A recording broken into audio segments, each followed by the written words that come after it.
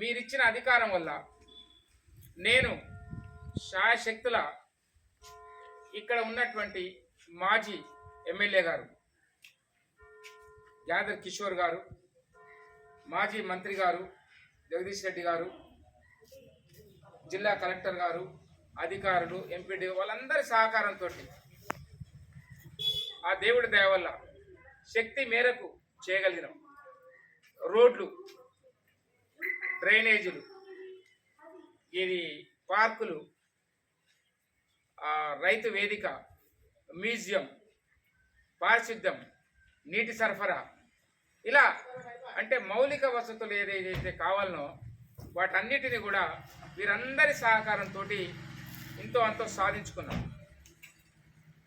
మరి సమస్యలు అనేటివి నిరంతరం ఉంటూనే ఉంటాయి. ఇంత పెద్ద గ్రామం,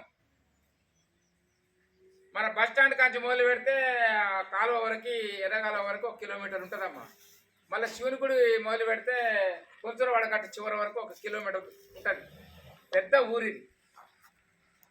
సాధ్యమైనంత వరకు ఏం చేయాలి ఎట్లా చేయాలి అనేది ఒక ఆలోచన ఉంటుంది అధికారులకి, సర్పంచ్కి, వార్డు సభ్యులకి, కోఆప్షన్ సభ్యులకి, సెక్రటరీ గారికి.